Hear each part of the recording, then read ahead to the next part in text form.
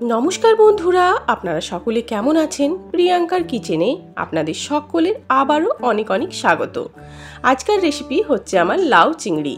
তো চলুন, লাউ চিংড়ির জন্য এখানে ছোট কচি লাউ নিয়েছি আর বাকি চিংড়িগুলো ধুয়ে ভালো করে পরিষ্কার করে নিয়েছি।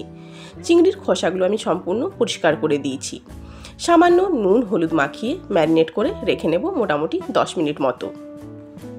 লাউ চিংড়ি তৈরি করার জন্য খুবই কম উপকরণ লাগে, কিন্তু এটা খেতে অসাধারণ লাগে। আমাদের সব বাঙালি বাড়িতে মাঝে মধ্যে এই লাউ চিংড়ি হয়েই থাকে, হবেই বা না কেন। খুবই টেস্টিফুল সবজি হচ্ছে। লাউটাকে এইভাবে দুভাগে মাঝ বরাবর কেটে নিলাম। এবার খোসাটা ছাড়িয়ে নেব। আপনাদের সকলকে বলছি, সম্পূর্ণ রেসিপিটা দেখার আপনাদের কাছে অনুরোধ রইল। লাউয়ের খোসা ছাড়া হয়ে গেছে, এবার লাউটাকে কেটে নিতে হবে। লাউটাকে একইভাবে খুব পাতলা করে কেটে নেব। চিংড়ির নানা পদ তৈরি হয়েই থাকে, এই লাউ চিংড়িও একটা বিশেষ পদ। খেতেও কিন্তু খুব ভালো লাগে, খুব চটজলদি বাড়িতেই তৈরি হয়ে যায়।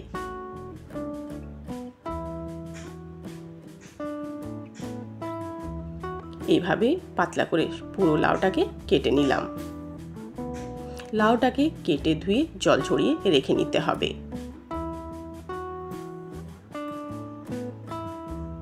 লাউটা আমার সম্পূর্ণ কাটা হয়ে গেছে। চলুন তাহলে এবার চিংড়িগুলোকে ভেজে তুলে নেব। কড়াই গরম হয়ে এসেছে, তার মধ্যে দিয়ে দিলাম সরষের তেল। রান্নাটা অবশ্যই সরষের তেলে করছি আমি।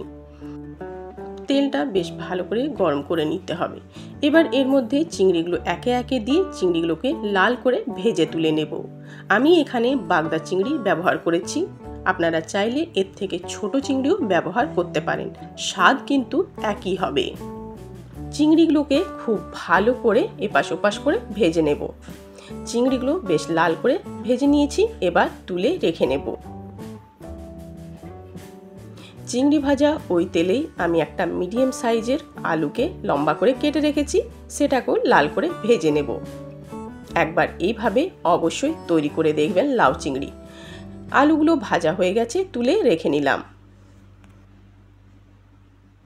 সব আলুগুলোকে তুলে রেখে নিলাম। এবার আমি অবশিষ্ট ওই তেলেই কিছু গোটা গরম মশলা দিচ্ছি। লবঙ্গ, দারচিনি, এলাচ, একটা তেজপাতা ছিঁড়ে দিয়ে দিলাম, একটা শুকনো লঙ্কা দিয়ে দিলাম।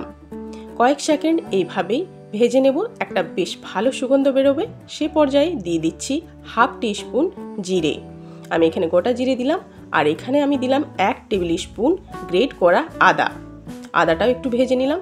এবার এর মধ্যে দিচ্ছি হলুদের গুঁড়ো হাফ টিস্পুন, 1 চামচ জিরে গুঁড়ো, খুবই সামান্য Kashmiri red chilli powder, half চামচের থেকেও খুব কম একটু ধনে গুঁড়ো দিলাম।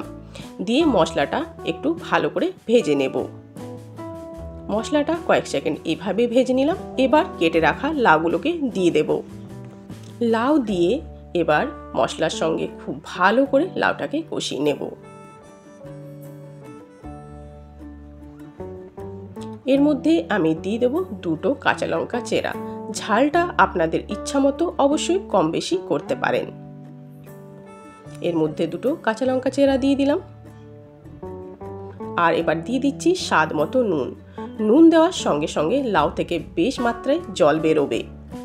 এই রান্নাতে একেবারে আলাদা করে জলের ব্যবহার করব না। নুন দেওয়ার পর এইভাবেই নাড়াতে নাড়াতে বেশ লাউ থেকে জল বেরিয়ে এসেছে, সেই জলেই এই রান্নাটা হবে। ভেজে রাখা আলুগুলোকে দিয়ে দিলাম, দিয়ে পরে আবারও মিক্স করে নেব। সব খুব ভালো মতো মিক্স করে নিয়েছি। এবার সেদ্ধ হওয়ার জন্য ঢাকা দিয়ে দেব। এই পর্যায়ে গ্যাসের ফ্লেমটা মিডিয়াম টু লো করে রাখতে হবে। আমি মোটামুটি 15 মিনিট মতো ঢাকা দিয়ে দিয়েছিলাম, একবার 10 মিনিট পর চেক করেছিলাম। খুব ভালো মতো লাউটা সেদ্ধ হয়ে গেছে। এবার এর মধ্যে আমি দিয়ে দিচ্ছি হাফ চামচ মতো চিনি। এতে কি হবে, রান্নার টেস্টটা আরও বেশি বেড়ে যাবে, রান্নার টেস্টকে ব্যালেন্স করে। এবার এর মধ্যে দেব ভেজে রাখা চিংড়িগুলোকে। চিংড়ি ভাজার সময় যে জুসটা বেরিয়েছে সেটাও দিয়ে দেব। খুব ভালো করে সব একসঙ্গে মিক্স করে নেব। বেশ ভালো একটা লাউ চিংড়ি থেকে সুগন্ধ বেরোচ্ছে। আবারও মোটামুটি 5 মিনিট মতো আমি ঢাকা দিয়ে দেব, তাহলেই রান্না কমপ্লিট হয়ে যাবে। লাউ চিংড়ি আমার সার্ভ করার জন্য একেবারে রেডি হয়ে গেছে। চলুন তাহলে এবার সার্ভ করে দিই। এইভাবে লাউ চিংড়ির রেসিপি কার কার বাড়িতে হয়ে থাকে। তাহলে এই রেসিপিটা আপনাদের কেমন লাগলো অবশ্যই জানাবেন। আমার লাউ চিংড়ি তো রেডি হয়ে গেছে গরম ভাতে সার্ভ করার জন্য। এই লাউ চিংড়ি গরম ভাতের সঙ্গে সত্যি কিন্তু দুর্দান্ত লাগবে।